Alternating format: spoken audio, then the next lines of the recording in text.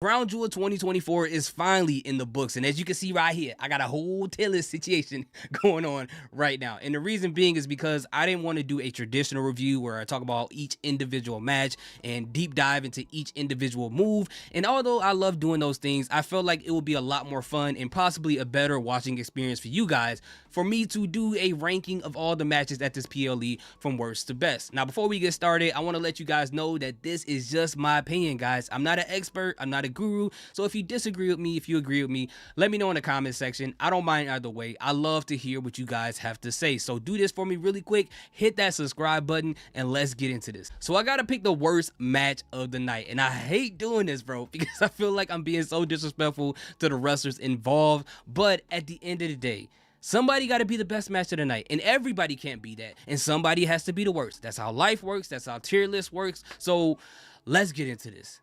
All right, so I feel like the worst match of the night was easily the Nia Jax and Liv Morgan match. Now, this match just wasn't for me, bro. I didn't feel anything from this. You know, the whole highlight of this match was Tiffany Stratton and the possibility of her cashing it in, and that's not good because she wasn't even booked to be involved in the match itself. Now, as far as the match itself, it felt like it was really short or it was like rushed. Like that was weird, especially when you're gonna do all this overbooking. That would have fit better in a match that had a little bit more time. But overall, I didn't really care for the match that much. It felt like something that would have been on a SmackDown or a Raw, and the only reason why it was on this show is because they were fighting for that Saudi title. And I'm not mad at the result because now that whole situation with Tiffany Stratton and Nia Jax, you can add more into that, and it's going to be very interesting to see how they handle that story this coming SmackDown. So number 6 on this list, I gotta pick. All right, it's getting a little bit tougher, guys. It's getting a little tougher. I'm gonna have to pick the Kevin Owens and Randy Orton match. You know, I didn't hate it. I didn't have a problem with it. I mean, technically, you can't really call it a match because they didn't really have a match. And it was very entertaining, especially when the referee got Stone Cold Stunner, jumped like 6 feet in the air, did a tuck and roll. And I've never seen a referee do that in WWE, like, ever. But I get why they ended it this way. I was kind of expecting Kevin Owens to win, but I'm sure they want to continue this feud on going into Survivor Series and then lead up to another storyline that's going to involve Cody Rhodes. So the decision was right, but overall it was entertaining. But because of other matches ahead of it, that's the reason why it dropped down to number 6. Not that this match was bad at all. I don't want people to get that. At number 5, I got to put my man Seth freaking Rollins versus Big Bronson Reed. Did have Bronson Reed come out of here looking very strong, but I wanted to see Bronson Reed to go over in this match to add more to his momentum. But since Seth Rollins won, I think it's obvious that Bronson Reed is going to get involved in that number 1 contenders match that Seth Rollins is supposed to have on Raw and cost them that opportunity, thus continuing on this feud to Survivor Series. But before I leave this, I want to say this. Shout out to Bronson Reed for having that MF Doom in-ring gear. That was dope. So at number 4, this was pretty hard. It was hard for me to pick which one here, but I like these matches all for different reasons. And for this one, I have to put the women's tag match. Now, all the women in there, they showed out. They killed it. As I said before in my prediction, I knew they were going to have some fantastic spots.